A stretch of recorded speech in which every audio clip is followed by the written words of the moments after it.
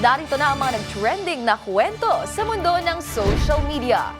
Pagmamasahe ng pusa sa kanyang natutulog na fur mom, pinusuan online. Reaksyon ng 3-year-old fur baby mula Pandacan, Manila habang kinakantahan ng birthday song, kinaantigaan ng netizens. 18 talampakang buhaya na mataan sa dalampasigan ng Tawi-Tawi. Trend na pretending I got into Harvard University sa TikTok nagbigay aliw sa netizens. Kwelang Pinoy Games na posibleng itampok kung magkakaroon ng Philippine adaptation ng hit K-series Squid Game, silipin. Mag-asawang Melay at Jason Francisco kumasa rin sa La La La dance trend kasama ang kanilang mga anak. Thank you po.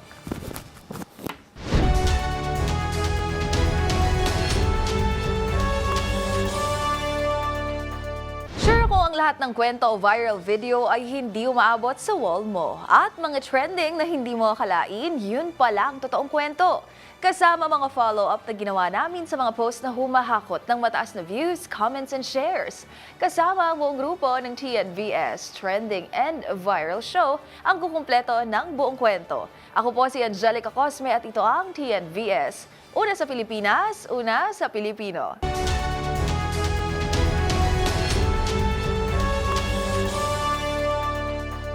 Para sa ating unang trending story, Meow sa Hista. Good vibes ang hatid ng 3-year-old cat na ito mula Quezon City. Viral kasi ang kanyang video kung saan minamasahe nito ang kanyang fur mom habang ito'y natutulog. Pabirong hiri tuloy ng netizens, paano magpa-appointment kay Mingming? Ang nakatutuwa pero sweet gesture ni Kitty tinutukan ni Millie Borja.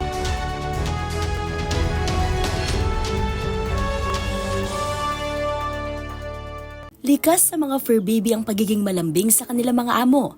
Pero ang 3-year-old cat na si Kitty mula Quezon City, ibang level ang panalambing sa kanyang fur mom. Sa video na kuha ng uploader na si Elorgine, makikita kung paano nito minamasahe ang kanyang fur parent habang tulog ito at nagpapahinga bago pumasok sa trabaho. Ayon kay Elorgine, likas na talaga kay Kitty ang pagiging sweet at nakagawian niya na raw ang pagmamasahe bilang paraan ng pagising sa kanyang amo. Sa comment section, marami tuloy netizens ang pabirong nag-i-inquire kung paano magpa-appointment. Ang ilan, ibinahagi ang kaparehong karanasan kung saan ganito rin daw manlambing ang kanilang mga alaga. Ang video, umabot na sa higit 90,000 hearts at higit 700,000 views sa TikTok. Para sa DZRH TV, ito si Millie Borja, una sa Pilipinas, una sa Pilipino.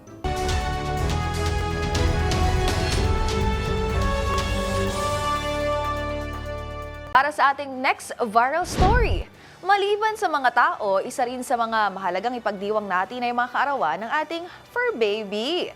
Dahil bagamat hindi sila nakapagsasalita, makikita mo pa rin ang saya sa kanilang mga reaksyon.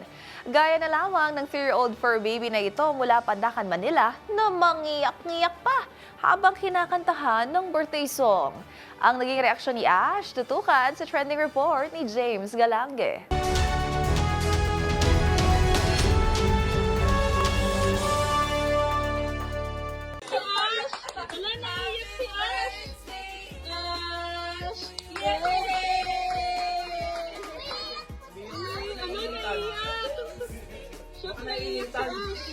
Yan na lamang ang naging reaksyon ng 3-year-old fur baby na si Ash mula Pandacan, Manila habang kinakantahan ng birthday song ng kanyang mga amo. Ayon sa uploader na si Rosemary Catana, ang birthday party ay para talaga sa kanilang newly adopted fur baby na si OZ. Pero dahil sa kakulitan nito, hindi nila ito makanta na maayos at si Ash na lamang ang naging mistulang substitute. Lumapit na lang daw kasi bigla si Ash, sabay na nagpa-cute kaya't sinuotan na ito ng kanyang pamangkin ng birthday hat at sabay-sabay na kinantahan ng birthday song. Ayon pa kay Rosemary, maski sila'y nagulat sa naging reaksyon ni Ash dahil una pa lamang ay talagang malambing si Ash sa kanyang mga amo. Naantig naman ang mga netizens sa cute sa reaction ng fur baby. Pabirong hilit pa nga ng isa, baka naman daw naiiyak dahil hindi nito kamuka ang nasa cake. Habang mayroon naman nag-ala past life theory at baka daw dating tao si Ash na nag-reincarnate bilang aso, kaya ganun na lamang daw ang naging reaksyon nito. Samantala, marami naman nakapansin sa pusang nasa likod sa video na tila nagtatampo raw habang kinakantahan si Ash. Sa iba pang banda, patunay raw ito na kahit ang mga hayop ay may nararamdaman din. Kaya tulad natin mga tao, mahalagang bigyang pansin ang emosyon na nararamdaman ng ating mga fur babies. Umani na ng libo-libong views at reactions ang naturang video sa iba't ibang social media platforms. Para sa DZRH TV, ito si James Galange, una sa Pilipinas, una sa Pilipino.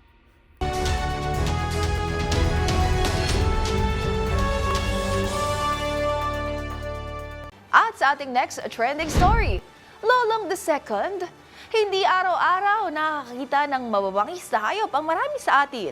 Hindi rin madalas magpapakita ang mga ito sa mga lugar kung saan laging may tao. Kaya laking gulat ng mga residente ng Languyan, Tawi-Tawi nang tumambad sa kanila ang isang dambuhalang buhaya. Ang mga detalye sa tagpong ito, tinutukan ni Rose Babiera.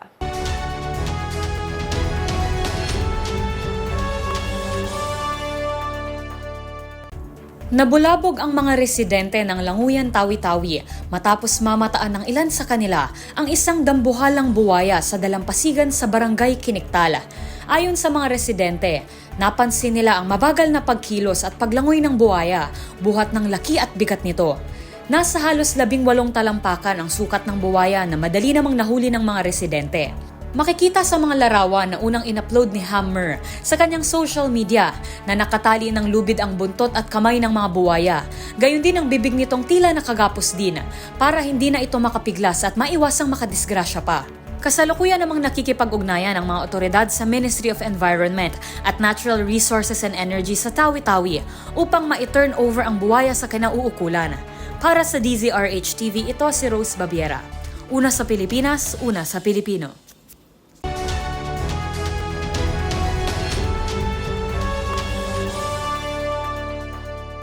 Sa ating sunod na viral story, isa ang Harvard University sa mga paaralan sa mundo na masasabi nating mahirap makapasok.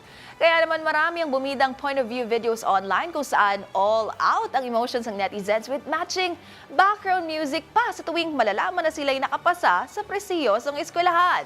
At ang mga tagpong yan, hindi nakaligtas sa malikhaing isip ng mga netizen, dahilan para maglipa na ang iba't ibang parody.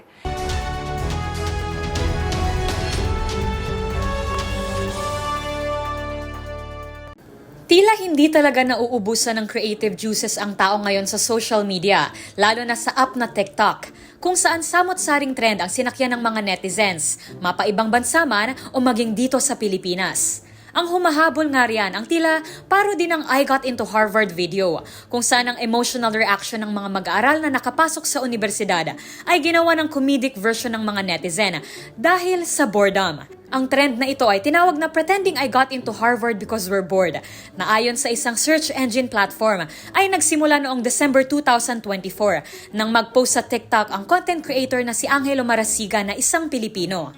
Umabot ito ng 33 million views na nakakuha ng atensyon sa iba pang netizen at nagsimula ng kani-kanilang version.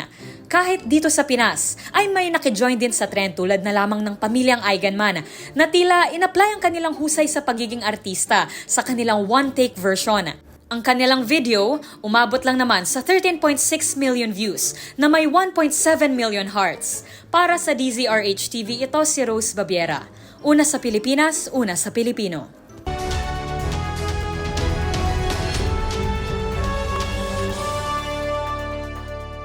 At sa ating next trending story, patok na patok ngayon sa iba't ibang panig ng mundo ang second season ng Netflix dystopian survival hit series na Squid Game.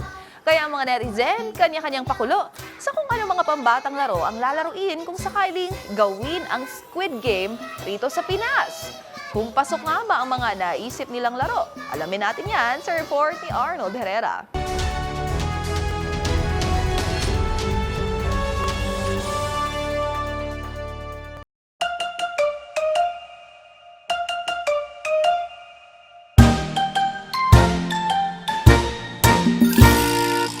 둥글게 둥글게 둥글게 둥글게 빙글빙글 돌아가며 춤을 춥시다.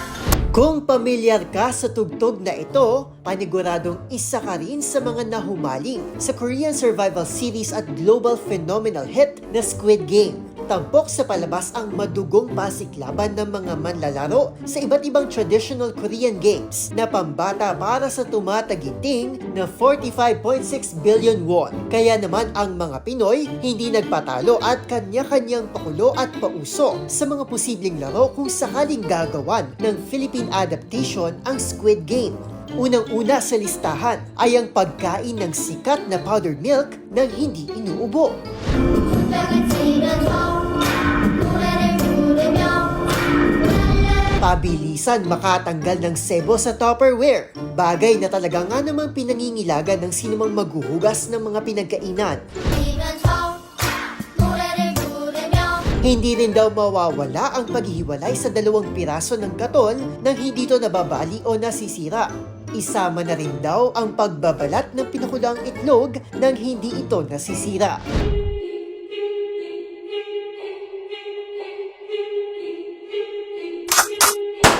At syempre, pasok din sa listahan ng pabilisang magbadlaw gamit ang isang mabula at makapit na brand ng sabon.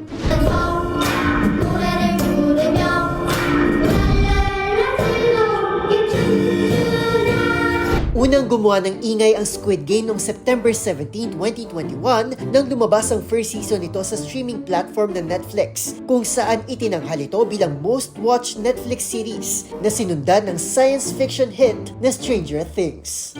Para sa DZRH TV, ito si Arnold Herrera. Una sa Pilipinas, una sa Pilipino.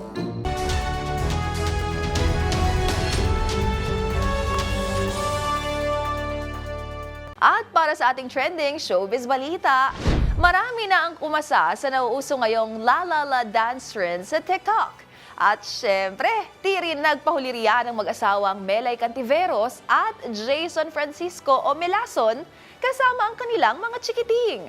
Wala pa mang isang araw mula nang inilabas nila ang video, tumabo na agad ito ng mahigit 5 milyong views. Panoorin yan sa trending showbiz report na ito.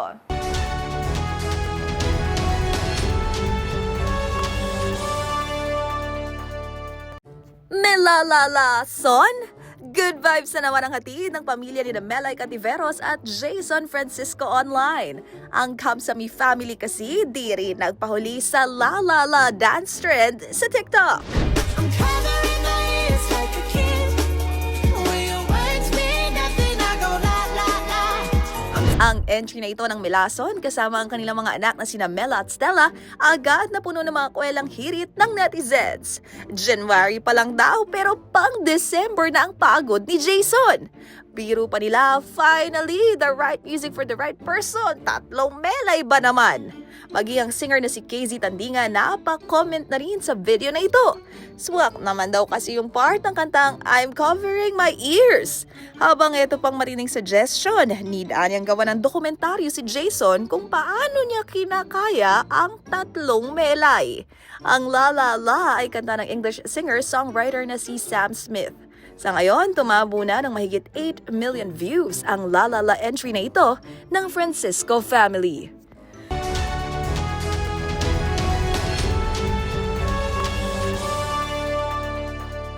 Isa na namang episode ng mga nagpa-wow, kinagiliwan at iba't ibang mga insidente ng mga nag-viral na kwento ang ating napanood. Kaya naman, kung meron din po kayo mga katulad na istorya, ay i-share nyo na yan sa ating comment section. O kaya naman, itag nyo rin kami sa TikTok at DZRH News. At yan ang mga kwento sa likod ng mga nag-viral na video kasama ang buong grupo ng TNVS Trending and Viral Show. Assignment po namin na kapag may nag-trending, aalamin, bubuin at ipa-follow up namin ang mga detalye para kapag nakita mo ang viral video na may nag-share, ikaw na ang magdagdag ng mga impormasyong nalaman mo sa TNVS Trending and Viral Show. Mula sa kauna-unahan sa Pilipinas, DZRH, ako po si Angelica Cosme. Una sa Pilipinas, una sa Pilipino.